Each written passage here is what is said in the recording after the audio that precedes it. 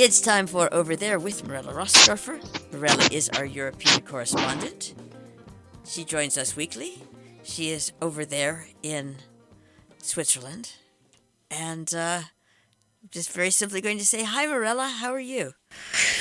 Hi, Jill. I'm well, thank you. I hope you are. Yes, from Switzerland, and for many weeks to come in Switzerland, because as you know, the numbers of COVID-19 are increasing in all of Europe, but also very dramatically, actually, in Switzerland, which puts us on many blacklist in Europe, meaning that traveling would eventually be possible, but only with quarantines on one side and then quarantines on the other side. And basically you would need like a 2 months window to be able to travel anywhere. But that being said, I wanted to talk today very briefly about COVID-19 because I have here a subject that I thought was very shocking and revolting and absolutely worth for us to mention it, because we did speak about Charlie's Hebdo, the massacre that happened 5 years ago, where 12 people were killed in the Charlie's Hebdo offices because they printed caricatures of the Prophet Muhammad. So while this trial is actually still going on, as you know, we mentioned that a few weeks ago, there has been another episode in France that is equally horrifying, and that is the decapitation of a teacher in the middle of the street in a suburb of Paris.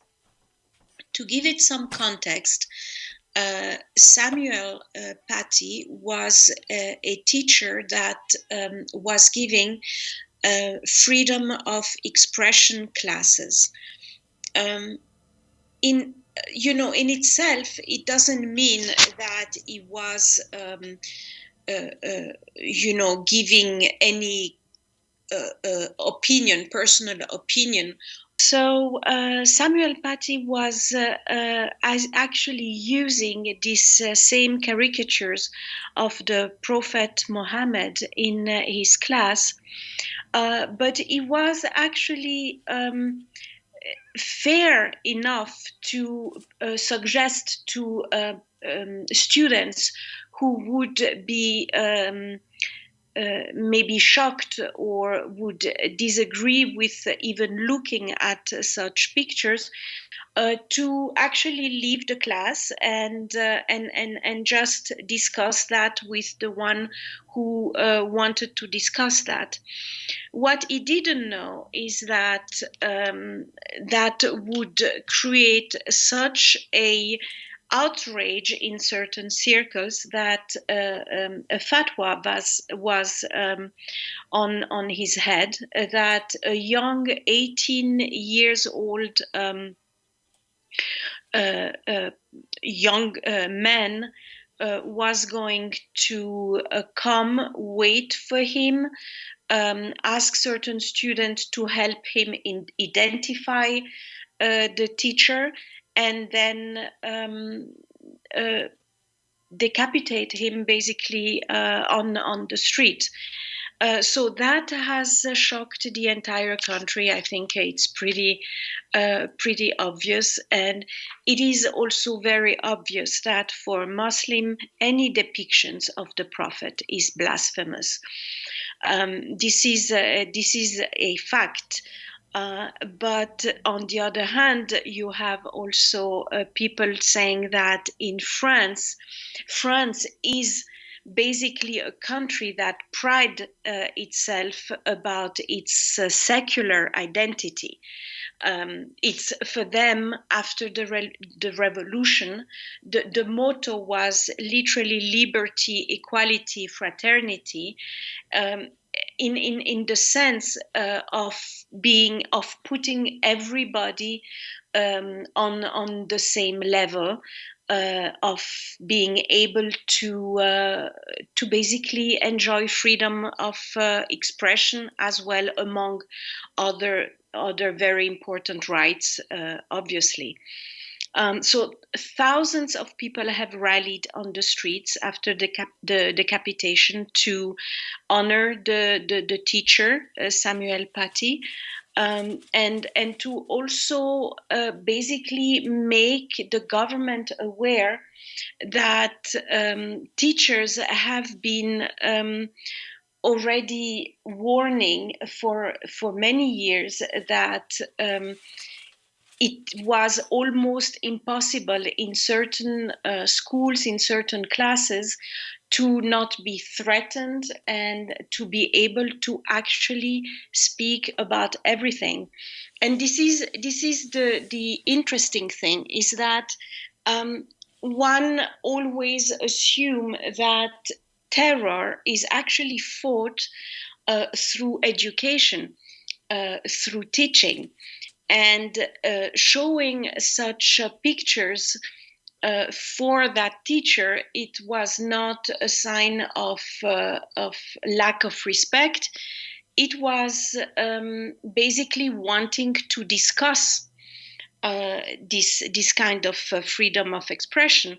And like in any discussion, you would have students finding absolutely natural to speak about caricatures and to look at them, and to look at them also critically, and others who think that it's simply not acceptable to have caricatures to begin with.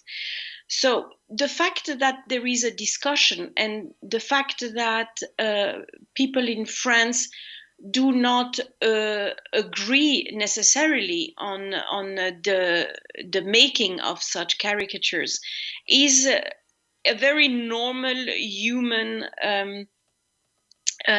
status. There is always, on topics that are difficult, people that are for it, people that are against it, and the idea of a class in a educational setting is absolutely to discuss it and to critique it and to say why it's wrong or why it's right, or to be able actually to have a constructive discussion on a topic that is extremely delicate and sensitive.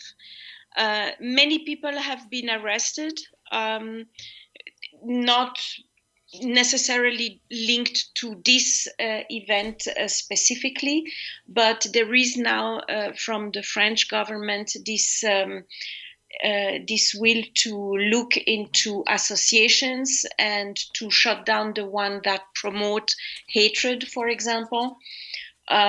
This has been also very shocking for the rest of Europe. Members of the European Parliament held a minute of silence on Monday in a tribute to the French teacher. So it's an action that, while it was one person compared to 12 people in 2015 in the offices of Charlie Hebdo, this has been especially shocking, considering the fact that it was a teacher, and a teacher that was otherwise extremely appreciated by his students.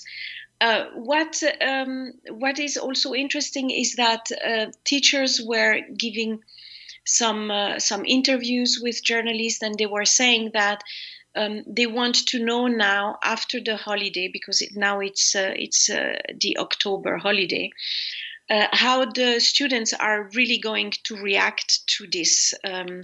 If there is a minute of silence, are they all going to do it, or is that going to be again, like in 2015, something debatable as well?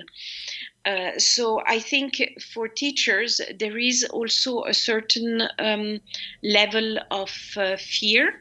The fact that sometimes the students listen and hear certain things at school, but then are taught completely differently at home, creating a very divisive society when it comes to religious beliefs.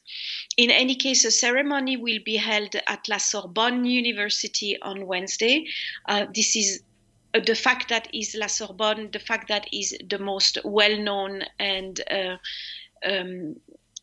really of high reputation university in France, is very meaningful and very symbolic, to basically show from the teacher's point of view that teaching is above all of those restrictions, and that teaching is about being open to